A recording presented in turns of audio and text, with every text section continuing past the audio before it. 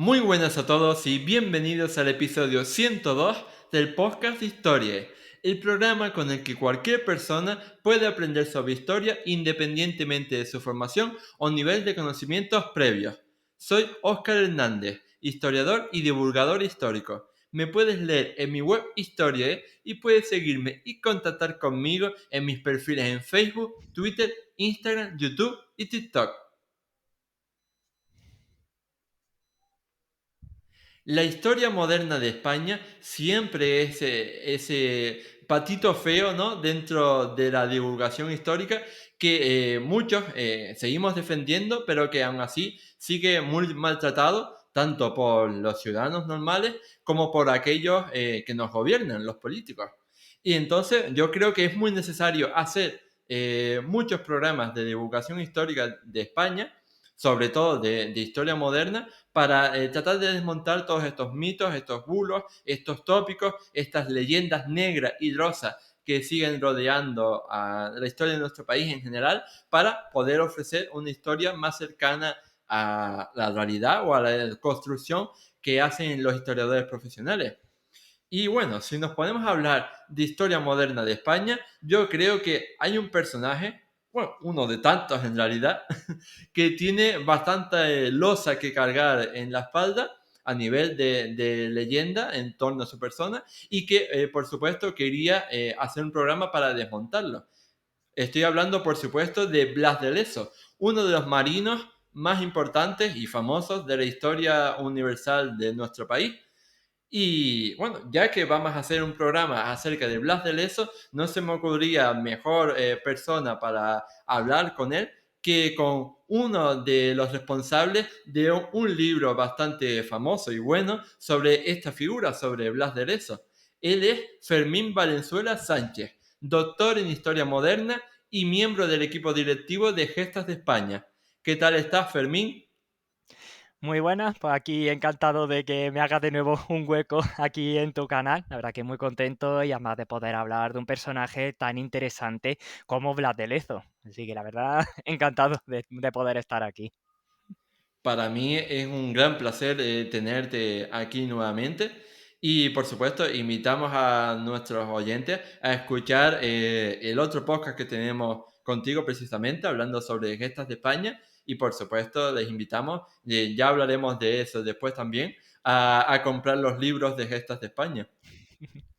Ay, pues agradecería mucho, la verdad, de que nos permita hacer también este pequeño hueco de promoción aquí a este proyecto de divulgación que tenemos de Gestas de España. Y además, que justamente, aunque sea un poquito adelantándome, pero me alegro de hablar también de Blas de Lezo porque justamente todo este proyecto empezó gracias a él. Es decir, que él se convirtió como en nuestro primer personaje que quisimos dar a conocer. Entonces, pues, la verdad que una alegría de poder justamente eso, de presentar aquí el personaje que digamos que abrió, inició todo este proyecto de Gesta. Mm. Ya, para que los oyentes, ¿no? que nos están escuchando o los espectadores que nos están viendo en YouTube se hagan a la idea de... vamos a empezar por el principio. De Blas de Lezo, ¿cuándo nació? ¿En qué época vivió? ¿Y cómo fue su infancia antes de que se hiciera famoso, ¿no? Desde adolescente. Pues mira, nosotros sabemos de Blas de Lezo que nace en una localidad de Guipúzcoa que se llama Pasaje y va a nacer en el año 1689. O sea que estamos en una época muy interesante porque nos encontramos dentro del reinado de Carlos II, al que todo el mundo conocemos como popularmente y malamente como el hechizado. O sea que justamente Blas de Lezo su vida le va a marcar justamente en esa época un poquito más, vamos a llamar, turbulenta, más de cambio que va a sufrir el Imperio Español, porque justamente su vida va a coincidir con el fin de la Casa de los Austria en España y la llegada de los Borbones y todos esos cambios que va a suponer para la historia de España. Y justamente eso, pues van a hacer en esta localidad de Guipúzcoa, van a hacer en el seno de una pequeña familia nobiliaria local que ha estado siempre muy vinculada al mar y que incluso había tenido personajes relevantes que habían ocupado puestos importantes. Y claro, como miembro de esta familia de la baja nobleza local, pues bueno, va a tener una formación en el que se conoce como el Colegio de Francia, en el que va a recibir esa educación básica. Entonces, la verdad que ya, incluso ya en su familia, ya, pues, ya se estaba adivinando cuál iba a ser el camino que va a seguir durante toda su vida. Sí, desde luego. Y como decía, bueno, para empezar, quería una pregunta más de opinión. ¿Tú crees en el destino?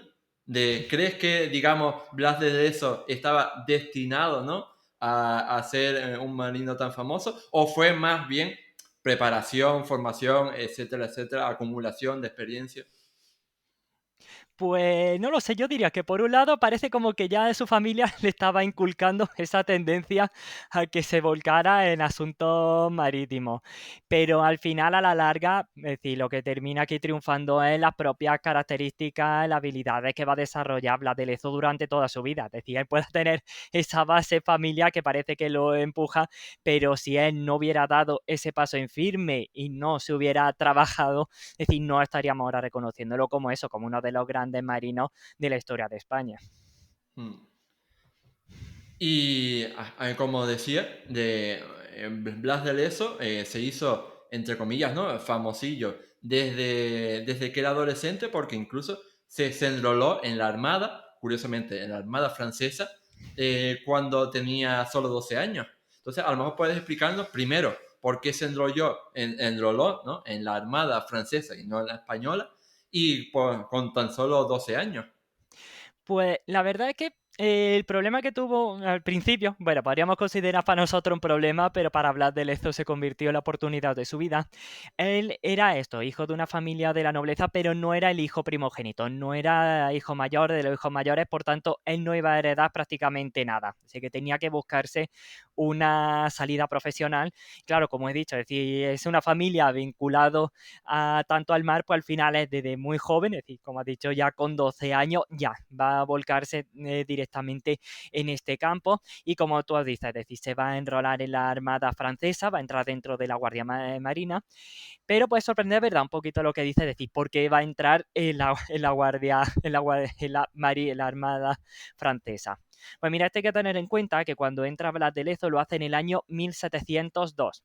Por tanto, ya estamos aquí, es decir, Carlos II había muerto en el año 1700, teníamos pues, reinando en España a Felipe V, el primer rey Borbón, y justamente estamos en ese año metido dentro de la guerra de sucesión. Como sabemos que decía, había una parte de población de España y sobre todo de otras potencias europeas que no querían ver en el trono de España a un monarca francés, un monarca que podría hacer un bloque muy fuerte entre España y Francia y convertir a España, ese bloque, en la gran potencia europea. Y entonces, pues claro, va a venir una parte de esas potencias, se van a poner de parte de otro pretendiente, que lo que conocemos como el archiduque Carlos de Austria.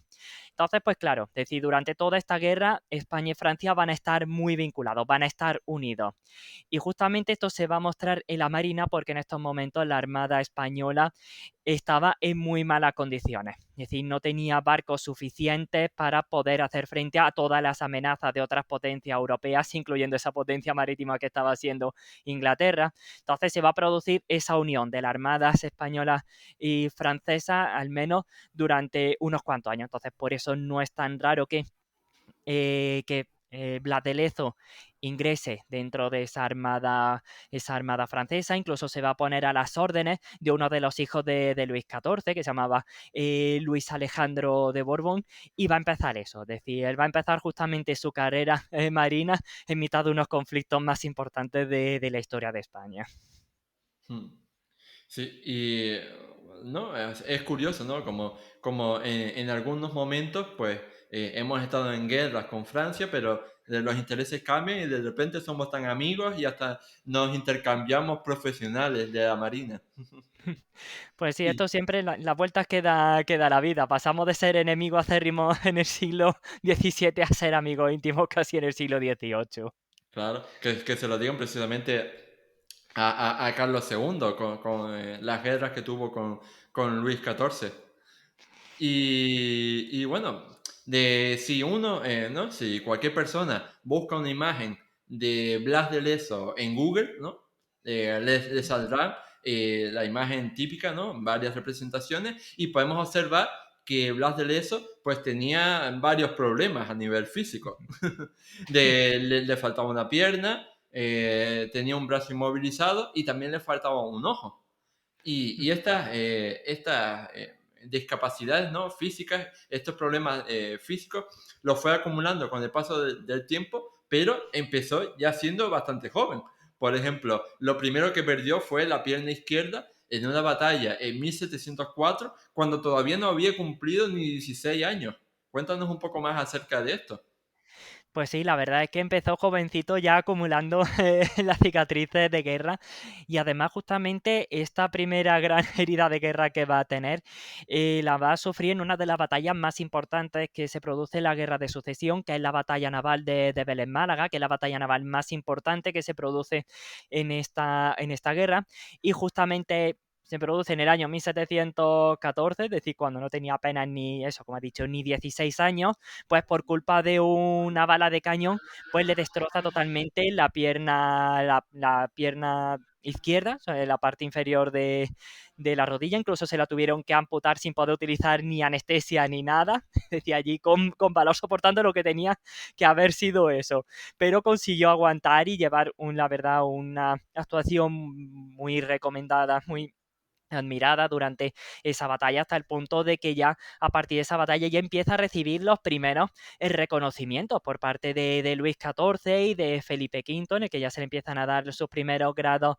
militares dentro de la Armada, en recuerdo eso, de la bravura que demostró justamente ya eso, de perder una pierna y sin embargo seguir luchando, conseguir sobreponerse al tratamiento y lo que resulta, por ejemplo, muy sorprendente, es decir, que ese primer accidente que a lo mejor a otras personas lo habría apartado de la carrera militar, a él le dio absolutamente igual y siguió, incluso poco después de esta batalla participó en el socorro que mandaron españoles y franceses a Barcelona, que se encontraba sitiado por las tropas austracistas y ya empezó, va a tener también otro de sus choques famosos con los ingleses, porque Blas de Lezo va a conseguir escabullirse entre los barcos ingleses para llevar socorro a los sitiados barceloneses. O sea que podemos ver, es decir, que el hecho, por ejemplo, de perder una pierna tan joven, es decir, le dio absolutamente igual y siguió adelante con su camino. Sí, desde luego. O sea, si yo no hubiera muerto en la batalla, desde luego me hubiera muerto ya y me entierran con lo de amputarme la pierna sin anestesia. O sea, eso ya, ahí, adiós Oscar. Y bueno, después, o sea, como tú dices, tuvo un gran coraje, ¿no? Por continuar con la carrera militar, teniendo en cuenta su corta edad y que había perdido una pierna. Pero después se siguió acumulando más heridas, más cicatrices de guerra importantes, porque por si no fuera poco, con perder una pierna, también perdió un ojo. Perdió el ojo izquierdo en una batalla cerca de la actual ciudad de Marsella en 1707. Pues sí, también lo mismo. Mientras seguía en su carrera naval, pues le tocó justamente ir a la zona de cerca de Marsella, la zona de Tolón, para enfrentarse contra la Armada de Saboya. Y lo mismo, decía, aquí hubo un accidente, decía, uno de esos cañonazos que voló una parte con madera y por desgracia una esquirla de madera tuvo tan mala suerte de acertarle en el ojo izquierdo y adiós ojo para el resto de su vida. Y aún así, de nuevo lo mismo, es decir, primero había perdido la pierna izquierda, ahora va a perder el ojo izquierdo. Y aún así, a pesar de esto, siguió luchando, porque por ejemplo en los siguientes años se va a mover sobre todo cerca de la costa francesa y va a empezar, por ejemplo, a conseguir capturar barcos enemigos y algo que lo hizo especialmente famoso en estos años de la Guerra de Sucesión es que en 1710, además de que recibió, por ejemplo, el cargo de el título y el rango de capitán de fragata, consiguió apresar un barco muy importante inglés que se llamaba el Stanhope. Bueno, creo que más o menos así es como se pronuncia, o si no, algo parecido, que era uno de los barcos más importantes que tenían los ingleses en aquel momento. O sea que podemos ver cómo, a pesar de estar con estos ya problemas, es decir, sin parte de la pierna izquierda y sin ojo, era capaz de capturar barcos ingleses y de moverse sin ningún problema, es decir, en 1710.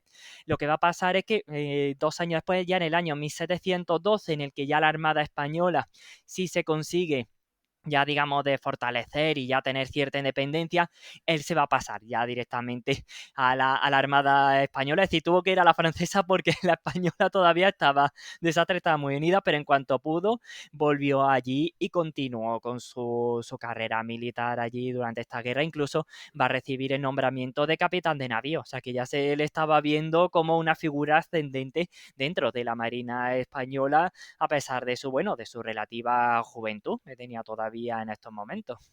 Mm. Sí, así que tenemos que imaginar, ¿no? A un joven Blas de Lezo de 18 años, que con 18 años pues ya no tenía una pierna y no tenía un ojo. Y aún así él dijo, esto es lo mío, tengo que continuar.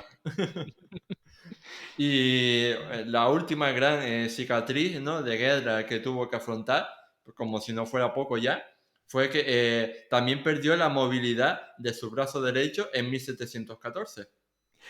Pues sí, la verdad, aquí va acumulando heridas y además heridas serias. Es decir, que esto de perder una pierna, luego un ojo y ahora un brazo, es decir, inutilizarlo, es decir, que eran heridas de cierta seriedad que a otras personas lo hubieran inutilizado, pero hubiera dicho, mira, lo dejo, pero él no. Es decir, él le dio exactamente igual. Y además lo gracioso de esta herida, es decir, ¿es dónde se va a producir? Porque se va a producir en el asedio a Barcelona. Es decir, aquí va a ser algo contrario, ¿vale? Porque recordemos que para el año 1704 fue a ayudar a los barceloneses que estaban sitiados por las tropas austracistas. Ahora va a ponerse en el lado contrario, va a participar en los que van a sitiar Barcelona, que en esos momentos había decidido dejar de lado a Felipe V para abrazar el bando austracista. Y justamente durante ese asedio, por una bala de mosquete casi perdida, pues se quedó totalmente inutilizado del brazo derecho.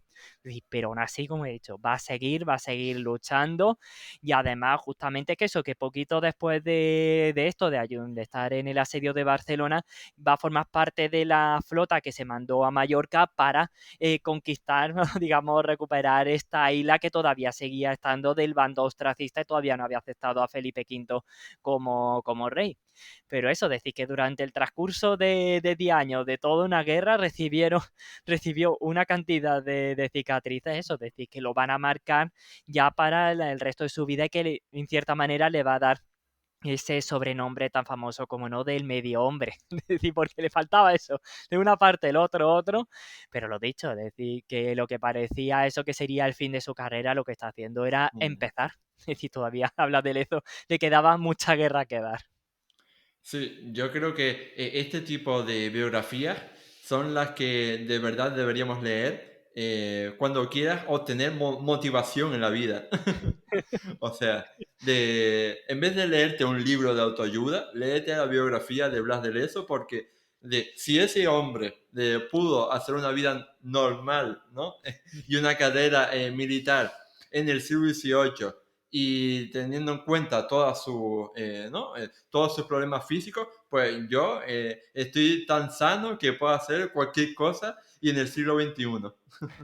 Pues sí, la verdad es que eso, que a veces no deberían más recomendar a estos personajes, porque además hay que ver que eso, que son personajes históricos, son personajes reales y que a veces pasaron por cosas, es decir, que diríamos que nosotros con la 10ª parte ya nos venimos abajo, ya decimos se acabó, lo dejo todo aquí, pero no. Es decir, estas son las historias que nos tendrían que estar contando para animarnos a hacer cosas, es decir, a que nos dejemos a veces de tanta idea de decir, ay, que no puedo por esto, por lo otro. Nada, léete la bibliografía de Blas de Lezo y luego me cuentas que no puede hacer cosas.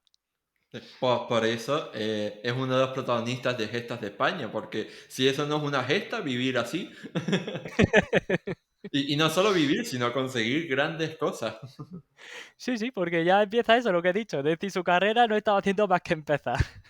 Mm. Y precisamente, como estaba diciendo, a esto, las heridas de guerra, en la guerra de sucesión, fue prácticamente cuando comenzaba su carrera, porque después, unos años después, desde 1723, fue nombrado general de la Armada y jefe de la escuadra del Mar del Sur. Así que se fue a América, se fue a ultramar. ¿Cómo fue su primera experiencia en estos años allí? Pues sí, aquí Blas de Lezo, lo que se dice vulgarmente, no se fue a hacer la América y la verdad es que le fue muy bien. Pero hay que decir que eso, que antes de llegar a este año de este nombramiento tan importante, ¿no? Que recibe en 1723, el primer contacto que tuvo con América fue ya en el año 1716, ¿no? Cuando ya había terminado toda esta guerra de sucesión y lo van a mandar a América como parte de la defensa de los barcos mercantes. Es decir, hay que recordar que en estos años todavía España seguía teniendo lo que conocemos como la flota de India, ¿no? Esa ruta comercial fundamental para la historia del Imperio Español que permite el comercio entre América y España.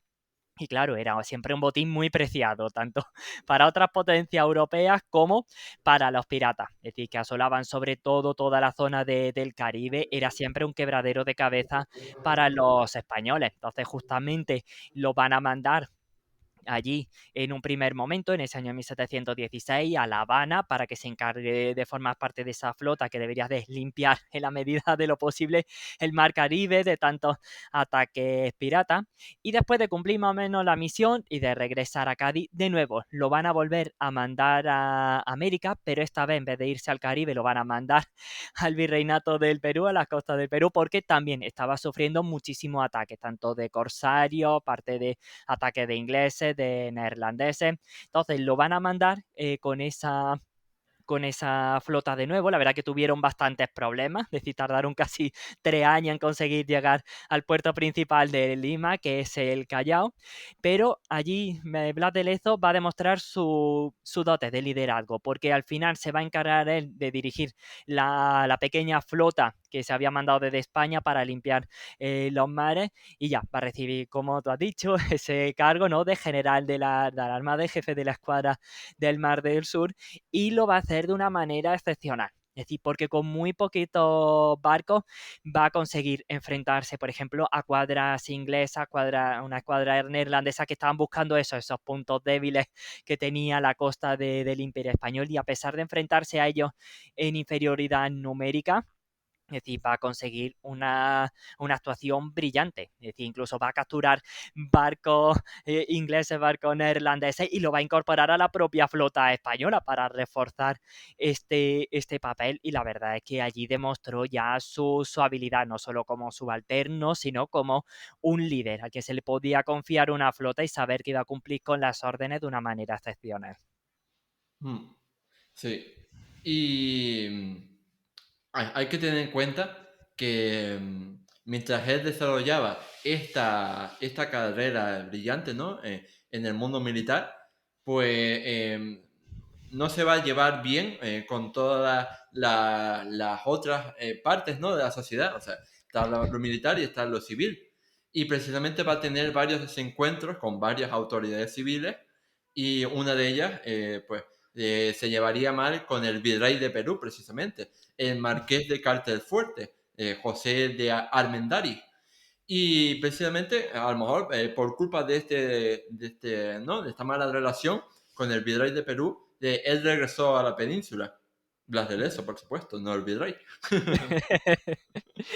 Pues sí, la verdad, eso fue uno, a veces de los problemas que tuvo Blas de Lezo, que a veces no tuvo muy buena suerte con sus superiores que les tocó. Y fue justamente ese el problema. Es decir, porque es verdad que una parte de la población de Lima cuando llegó recibió muy bien a Blas de Lezo, y además también hay que decir otra cosita de su vida, también para presentar un poquito su faceta más humana de Blas de Lezo, y es que en el año 1725 se casó allí en Lima, justamente que se llamaba con una criolla de Lima que se llamaba Josefa Pacheco, o sea que también le dio tiempo a empezar a formar una familia. Pero sí, justamente fue eso, es decir, que tuvo muchos problemas con el virrey del Perú en aquel momento, porque Blas de Lezo estaba desarrollando una actividad muy brillante, es decir, incluso su presencia va a conseguir disuadir a los piratas de mantenerse alejados de la costa del Perú. Y claro, pensando en esto, pues el virrey decía, bueno, pues ya no necesitamos tener una flota tan grande, hay que ahorrar en gastos, por tanto hay que deshacerse de barcos porque ya no son necesarios. Y Blas de Lezo era de la opinión contraria, es decir, no, decir si lo hemos conseguido disuadir es justamente porque tenemos una armada potente aquí y hay que mantenerlo para asegurar ya de una manera más efectiva la defensa de la costa del Perú.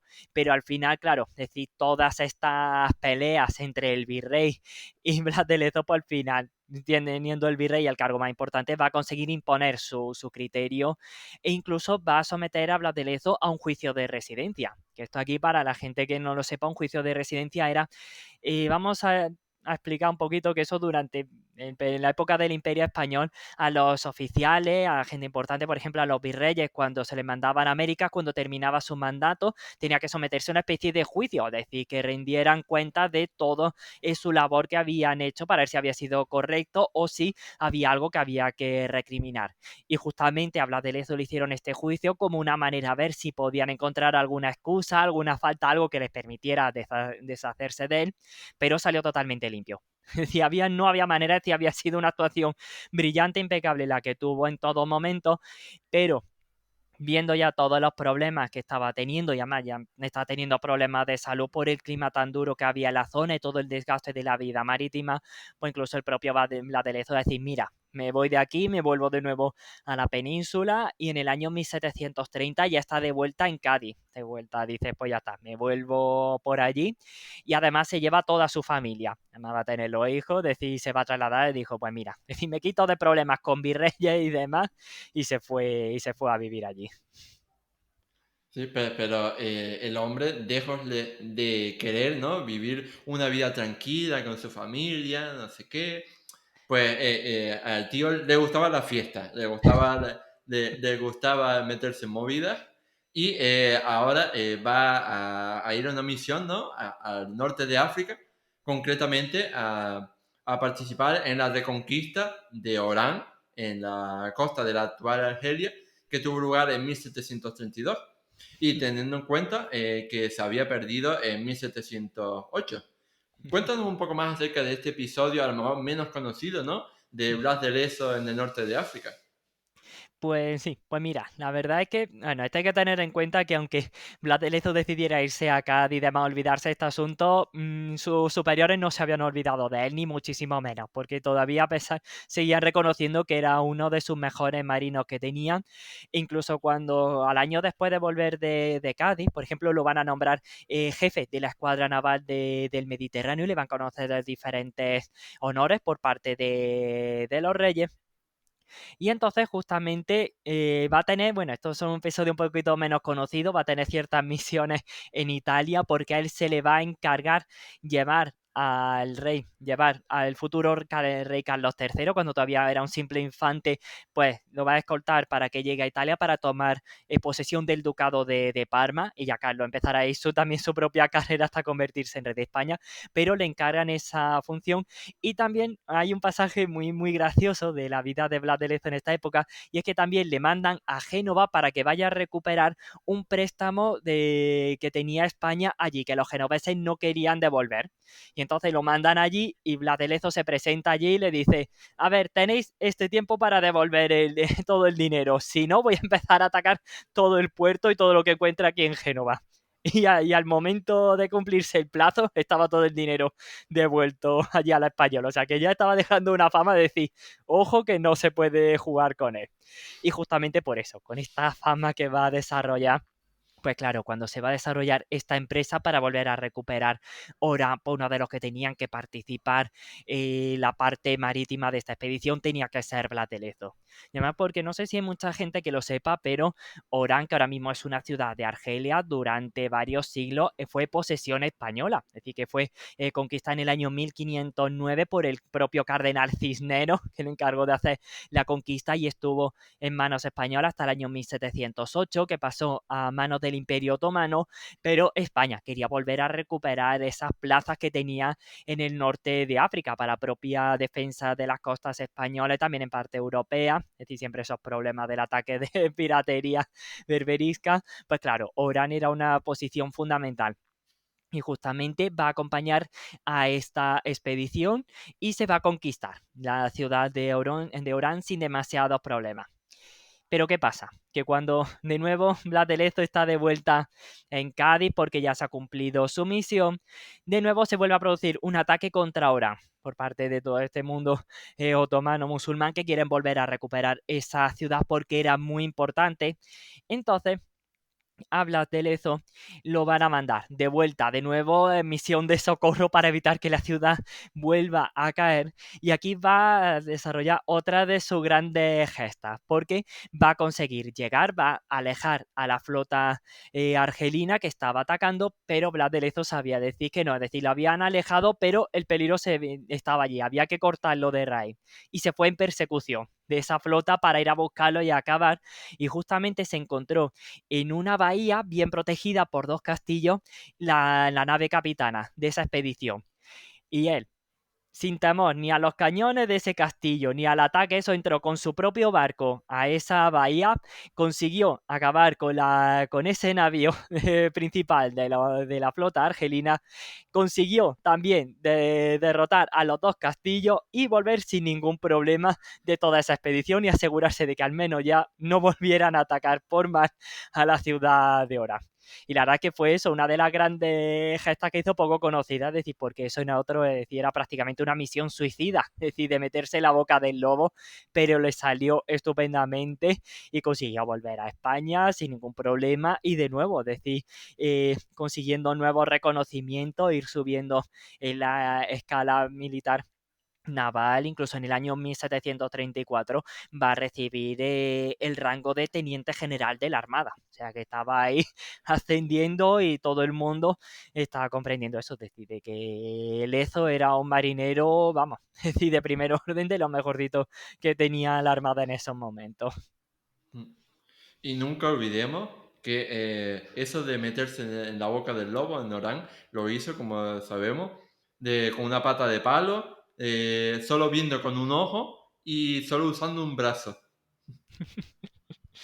Sí, sí, es que eso, es decir, que eso, que nunca hay que olvidar eso, que todo esto lo hizo con todas esas dificultades, es decir, que dice, bueno, sí, está íntegro y demás con todos sus miembros y toda visión, pues dice, vale, es decir, sigue siendo expedición suicida, pero al menos se entiende, pero aquí no, es decir, que siempre hay que olvidar esto, que todo esto lo hace con todos los handicaps que se ganó durante la Guerra de Sucesión. Mm. Y bueno, si este suceso de Orán o lo que tú comentabas de Italia son más desconocidos, todo lo contrario, es el suceso más conocido, ¿no? La gesta, digamos, más famosa de la vida de Blas de Lezo, como es la de la guerra contra los ingleses en Cartagena de Indias. Pero primero, ¿por qué comenzó esta guerra? ¿Cómo el rey Jorge II de Inglaterra, pues, justificó esta guerra y cómo llegó a Blas de Lezo, ¿no? Al lugar? Pues mira, por lo pronto vamos a empezar un momento hablando de cómo llega aquí Blas de Lezo, porque justamente eso, es decir, a Blas de Lezo nunca lo van a dejar quieto. Y unos años después de toda esta campaña de oro, en el año 1737, lo van a volver a mandar a América para que se encargue de escoltar a la flota de India. O sea que por lo menos allí, para entender por qué llegó allí, que llegó en esa misión de defensa de la flota. Pero claro, porque justamente va a estallar esta guerra con Inglaterra. Pues mira, esta guerra va a estallar allí en el año 1739, pero hay que tener en cuenta unas cositas, es decir, de por qué Jorge II lo va a declarar, y es en parte la obsesión que tiene Inglaterra con América y conseguir desplazar a España como la potencia hegemónica en ese continente, sobre todo tanto a nivel militar como, y muy especialmente, a nivel comercial. Y es que debido a la guerra de sucesión, España tuvo que conceder ciertas concesiones a Inglaterra para que pudiera comerciar, bueno, en algunos momentos con ciertos puertos españoles en América, porque hasta entonces España siempre era muy estricta, es decir, que lo único que podían comerciar con los puertos españoles era la propia España, es decir, ahí no podían entrar otras potencias, por tanto todo el comercio americano estaba siempre en mano inglesa, al menos la parte principal. Pero Inglaterra quería tener una parte más importante de ese comercio y cada vez más. Y siempre está buscando alguna excusa de cómo de hacer sentir su presencia y su hegemonía en América. Entonces, pues siempre van a ser esos ataques constantes por parte, ¿no?, de corsarios ingleses allí a posesiones españolas, y además siempre, claro, es decir, los conflictos que va a haber incluso en la propia América, porque claro, los ingleses tenían sus colonias allí en Norteamérica, también habían conseguido algún territorio en la zona del Caribe, por ejemplo la parte de Jamaica, que la van a conseguir también hacerse con ella definitivamente en el siglo XVIII, entonces siempre estaban tocando eso, las colonias inglesas con los territorios de los virreinatos que tenía España en América. Pero claro, ¿qué es lo que va a hacer que estalle esta guerra, ¿no? Esta que va a hacer tan famoso a Blas de Lezo, pues va a ser una oreja. Es decir, una oreja muy peculiar porque siempre se buscaba alguna excusa para poder declararle la guerra a España. Y entonces en el año 1738 se va a hacer comparecer en la Cámara de los Comunes de Londres a un marino inglés, vamos a llamar eso más bien un contrabandista inglés, que en el año 1731 tuvo un encuentro desagradable con la Armada Española y justamente uno de los capitanes, de los oficiales de esa flota española con la que se encuentra este inglés, pues le va a cortar la oreja a modo de castigo por haberlo pillado con el contrabando y le va a decir, ¿no? Esa famosa frase de que dile a tu rey que si vuelve a hacer, viene a que hacéis lo mismo le haré. Sí, mostrándole como esa amenaza y claro, se presenta allí ante la Cámara de los Comunes, entonces se considera que eso es una provocación directamente contra Inglaterra y contra el monarca y que por tanto es una causa por lo que hay que ir a la guerra para defender el honor de Inglaterra. Es decir, una excusa barata de algo que había pasado hace 7 años, pero fue suficiente para que Inglaterra le volviera a declarar la guerra a España y para que a esta guerra pasara a ser conocida como la Guerra de la Oreja de Jenkins. Aquí un nombre creo que de los nombres de guerra más originales que encontramos, pero pues eso, fue esa excusa que pusieron los ingleses porque ellos querían seguir teniendo su pastel en América y encargarse de ir desplazando a España como la principal potencia comercial en el continente. Mm. No tenían suficiente con quedarse con Gibraltar en 1713. Nada, nada, aquí había que hacerse con más y más y más. Y precisamente aquí nuevamente tenemos el choque de Blas de Lezo con las autoridades civiles, en este caso con el gobernador Melchor Navarrete, si no me equivoco. Sí, es decir, sí, aquí sí, porque claro, es decir, cuando empieza toda esta guerra, habla de Lezo, ya le pilla en Cartagena de India y ya se están escuchando esos tambores de guerra, y cuando llega Blas de Lezo a Cartagena de India, lo que se encuentra es una ciudad en una posición muy delicada. Es decir, bueno, esto hay que recordar siempre que Cartagena de India ha sido siempre una de las ciudades más importantes del Imperio Español, ha sido siempre uno de los centros comerciales fundamentales que ha tenido el imperio y ha sido siempre muy deseada por otras potencias europeas porque Cartagena tenía una posición privilegiada. Cartagena de India se encontraba protegida por una bahía, tenía muy buenas defensas naturales y era eso, un nudo fundamental del comercio que tenía España con América. Entonces, hacerse con ello era algo fundamental. Por tanto, España siempre había sido una constante encararse de tener muy buenas defensas, las mejores posibles para evitar cualquier ataque enemigo. Incluso en el momento en el que llega Blas de Lezo, pues había unas fortificaciones muy importantes como era la fortaleza de San Felipe, de San Luis, también el fuerte de Manzanillo para defender eso en la bahía de Cartagena y la propia ciudad. Lo que pasa es que cuando él llega allí a Cartagena de Indias se encuentra que la parte militar y defensiva está totalmente abandonada. No hay hombres suficientes, no se han hecho las debidas reparaciones ni se ha buscado ampliar y mejorar esa defensa.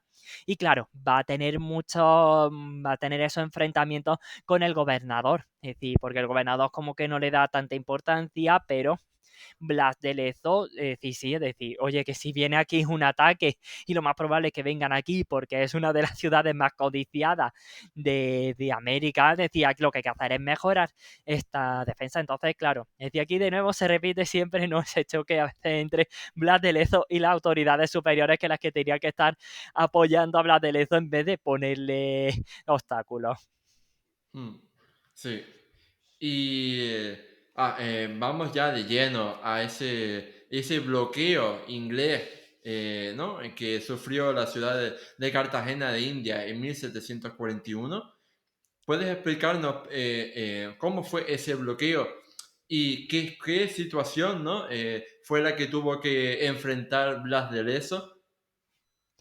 Pues mira, es muy interesante, ¿vale? Porque el ataque a Cartagena de India de 1741 está precedido, ¿vale? Por otros ataques por parte de la Armada inglesa dirigida por el almirante Vernon. Incluso hay que señalar que Vernon en verdad venía un poquito crecido cuando viene para atacar Cartagena de India porque había conseguido tomar y destruir también otro puerto importante que tenía España, que era el puerto de Portobelo, es decir, que también había sido también un puerto comercial importante de España, ¿verdad? No tan importante como Cartagena de India, pero sí era importante. Entonces sirvió como para darle a los ingleses decir como, vale, esto tiene buena pinta, esto vamos a llegar bien. Incluso le manda un mensaje a Blas de Lezo diciendo, oye, que ya has visto lo que hemos hecho con Portobelo, pues tú imagínate lo que vamos a hacer con Cartagena de India. Incluso antes de ese ataque en 1741, Vernon hizo varios tanteos a la ciudad, lo atacó incluso en 2 ocasiones, fueron un poquito más, yo diría, casi más simbólicas que reales, pero era una manera de decir, que ya estamos aquí.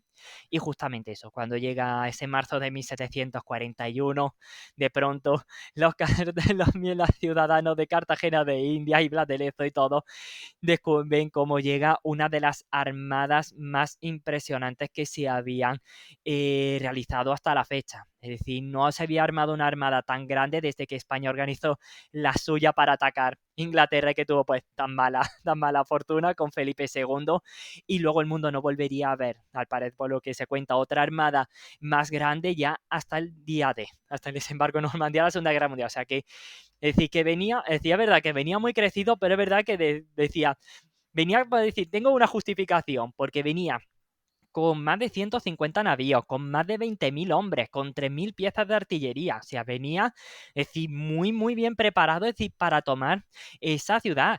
Y cuando tienen los españoles y cuando Blas de Lezo se tiene que poner al frente de la defensa de esta ciudad, lo que tenían eran 6 barcos, a lo mejor 3.000 hombres y poquito más.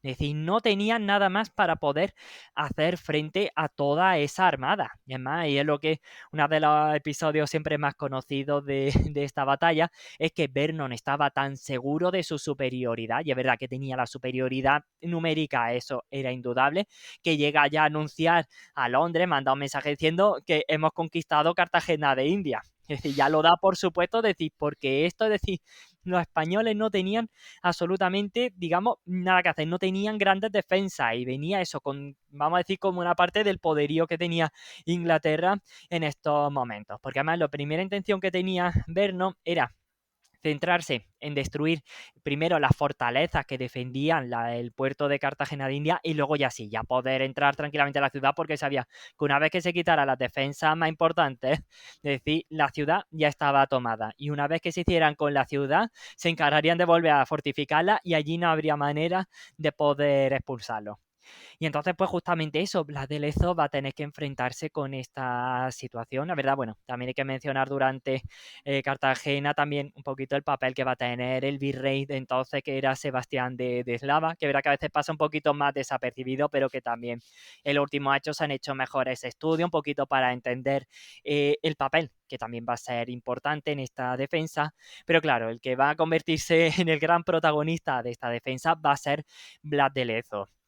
Y justamente aquí es donde los ingleses, pues como he dicho, es decir, venían muy crecidos de lo que decide que esto iba a ser un paseo militar y justamente se les atravesó. Es decir, porque no habían tenido en cuenta la parte de, por ejemplo, de todo el clima y todas las características que tenía Cartagena de India. Es decir, que a lo mejor los españoles ya se habían ido aclimatando durante tiempo, pero los ingleses no. Y esto va a jugar en su contra. Y también eso, la ferocidad que va a mostrar Blas de Lezo y los españoles a la hora de hacer la defensa, sobre todo en una de las fortalezas que mencioné antes, que es la fortaleza de San Felipe, que se va a convertir en el lugar en el que todas las esperanzas de los ingleses de conquistar la ciudad se frustren por completo, porque Blas de Lezo se va a encargar de hacerse fuerte allí, va a mejorar todas sus defensas y también ya sabía, digamos en parte gracias, es verdad, la red de espionaje que tenían los españoles, le va a avisar de las características que, por ejemplo, tenía las propias escalas que estaban diseñando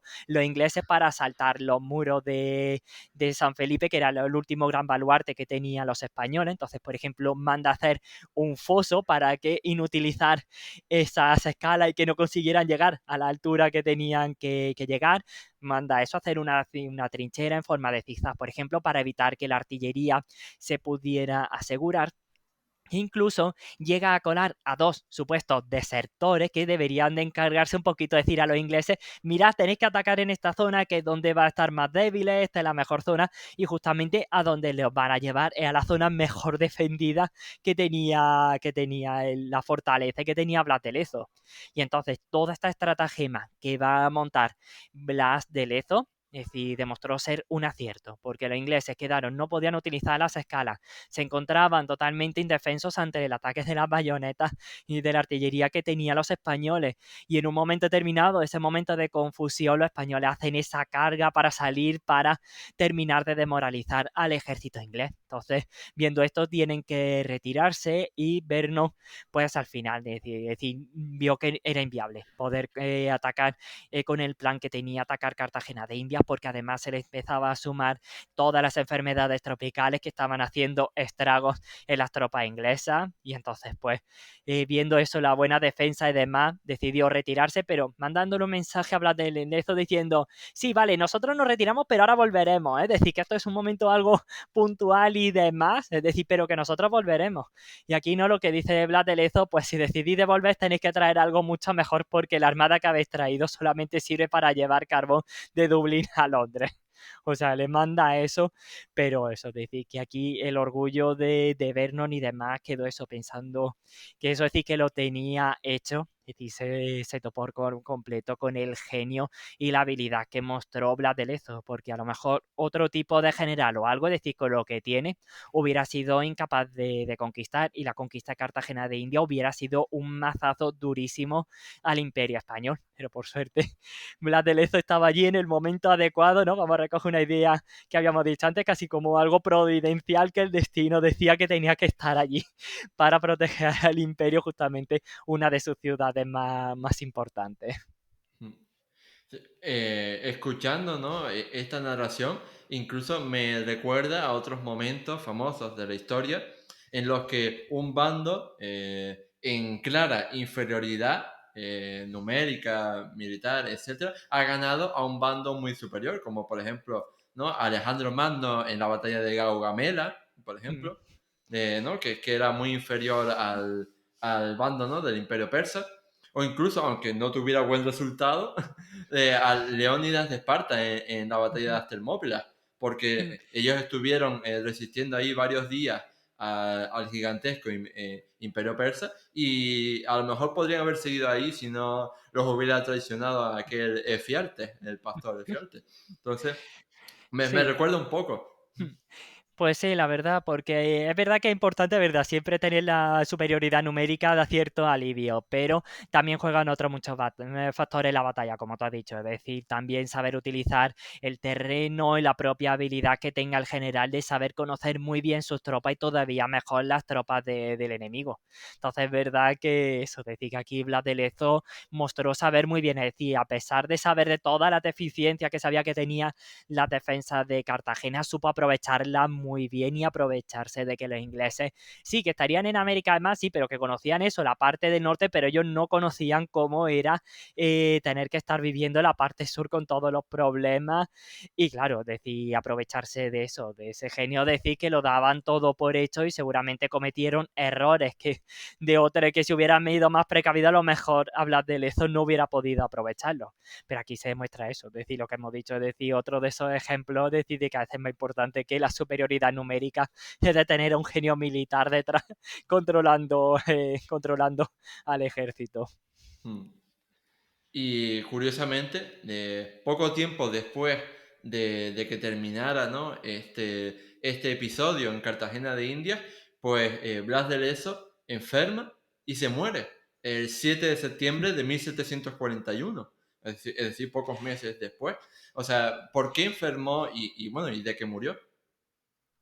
Pues murió ya de decir, en parte yo creo que ya una parte ya de todo el desgaste que había tenido, es decir, durante tantísimos años, es decir, lo que he dicho, es decir, que es verdad que hay que admirar, es decir, esa capacidad que tuvo de resistir a todas esas heridas que recibió en la Guerra de Sucesión, pero, a ver, él iba acumulando todo el desgaste de la vida marina, la vida militar es una vida muy dura, ya había sufrido otra dolencia y también le pasó factura, es decir, la defensa de Cartagena de India también, es decir, de todas las privaciones que tenía que someterse y a las enfermedades también locales. Entonces ya estaba en un estado muy delicado y entonces pues una de estas enfermedades pues por desgracia terminó por llevarse por delante al marino. Es decir, toda esta, digamos, esa acumulación de dolencias por el final le terminaron por pasar factura.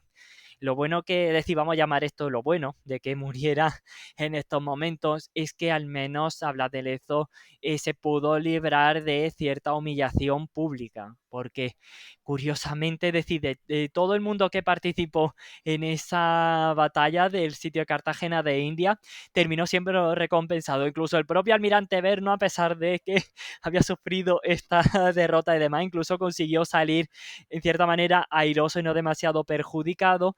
El virrey, por ejemplo, el virrey El Lava también fue recompensado, pero Blas de Lezo, que había sido figura clave, es decir, se convirtió no solamente el único que no recibió ningún reconocimiento, sino que como se había ido ganando a estos rivales políticos, tanto en América como en España, van a conseguir desprestigiarlo y que desde España se le ordene que vaya allí, que vuelva de nuevo al país para ser sometido a un juicio, es decir, cierta humillación en sí, porque habían llegado muchas quejas de comportamiento y demás.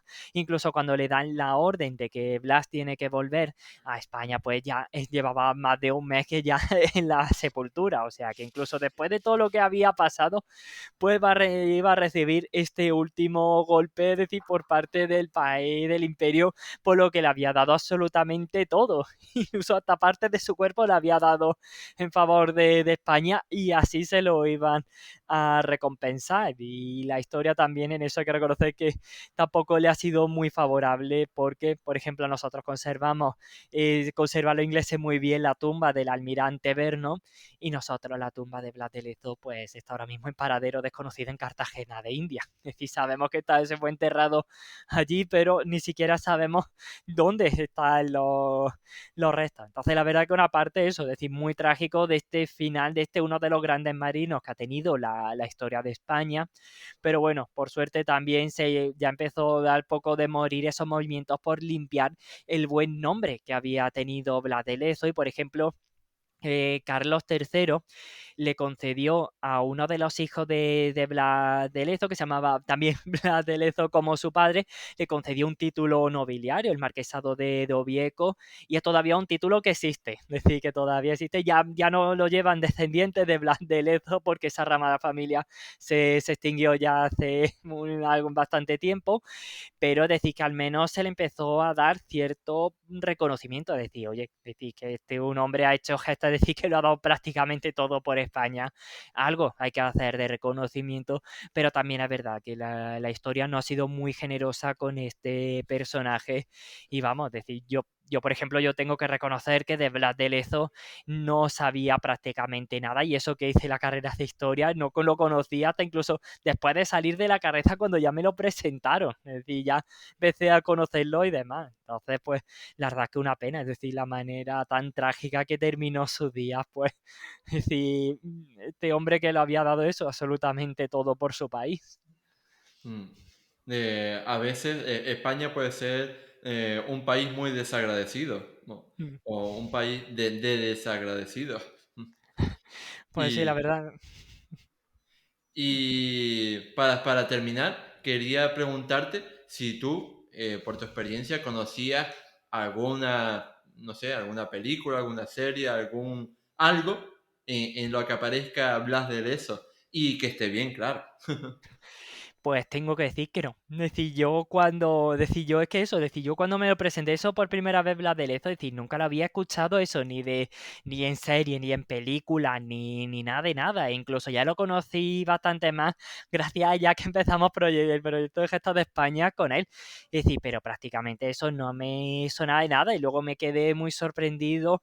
Es decir, oye, hay que ver, digamos, eso de un personaje, digamos, que hizo estas cosas tan impresionantes que en cualquier otro país te lo estarían paseando por todas partes y demás, con serios, más monumentos, con calles y demás. Y aquí había pasado sin pena ni gloria. Decía, a mí eso me sorprendió y lo sentí también como un tirón de orejas hacia mí mismo. Decía, a ver, yo que me encargo de estudiar historia y demás, decir, y que de pronto este personaje me haya pasado totalmente desapercibido, pues claro, te hace pensar, oye, ¿y si este marino ha pasado tan desapercibido? Es decir, que no habrá pasado también con otros personajes de la historia de España que también habrá hecho cosas extraordinarias, es decir, impresionantes, y que también eso, la historia de España, pues como que lo ha ido apartando. Y es verdad lo que has dicho, que a veces España con algunos de sus antepasados y de sus personajes como que no ha sabido darle ese reconocimiento que merecería. Mm. Sí, y desgraciadamente, o sea, ya intuía tu respuesta y por eso quería unirme a la denuncia, ¿no? A esta reclamación de a ver por qué no tenemos nada relacionado en el mundo audiovisual con un personaje no solo tan extraordinario de nuestra historia, sino un personaje que de verdad daría, ¿no? Para una buena miniserie o una serie o lo que sea sobre su figura, porque la verdad es que todas las cosas que hizo fueron totalmente impresionantes y más teniendo en cuenta, pues eso, su estado físico. Y nada, Pues sí. pero al menos tenemos este podcast o estos libros, ¿no? De divulgación histórica de gestas de España para reivindicar su figura y acercarla al público. Pues sí, la verdad que falta hacer, decir, de ir arrimando todo el hombro para ir sacando adelante del olvido y mostrar estas figuras que deberían de ser son modelos de admiración. Y yo creo que estos personajes son más dignos de admiración que a veces algunos que te ponen en la actualidad que te queda diciendo, es decir, pero ¿por qué tú eres más conocido y si no ha hecho nada? Y comparamos con esta gente que ha hecho cosas extraordinarias, las tenemos aquí totalmente olvidadas. Es decir, esto tenemos que eso, es decir, con todo esto, con todos nuestros proyectos y demás, arrimar el hombro porque esto no puede caer en el olvido. Esto es algo que siempre nosotros hemos dicho en el proyecto de Gesta, eso que el gran enemigo de toda nuestra historia, nuestros grandes personajes, es justamente el olvido y con eso tenemos que luchar con todos los medios que tengamos. Mm. Pues en ese sentido, yo estoy encantado de que, bueno, pues de poner un granito de arena para contribuir a ese conocimiento social de la figura de Blas de Lezo y en general de la historia de España en todas sus épocas. Y nada, llegados a este punto, yo solo te quería agradecer infinitamente a ti, Fermín, por haber venido aquí a este podcast, este vídeo también de YouTube, para hablarnos un poco más acerca de la figura de Blas de Lezo y, como estábamos diciendo, recuperarla del olvido para que la gente pueda conocer todo lo que hizo. Así que muchísimas gracias. No, a ti, muchísimas gracias a ti por volver de nuevo a contar conmigo y de nuevo que nos deje abrir un poquito también de nuevo de este proyecto de Gestas de España aquí y de verdad, de todo corazón eso, muchísimas gracias y demás. Y también aquí felicitarte eso por el gran proyecto que también estás realizando tú para poder sacar adelante y conocer todos estos pasajes de la historia de España. Aquí haciendo todos piña, ¿no? Para ir ayudando a conocer todos estos grandes personajes, todos grandes, estas grandes gestas de la historia de España.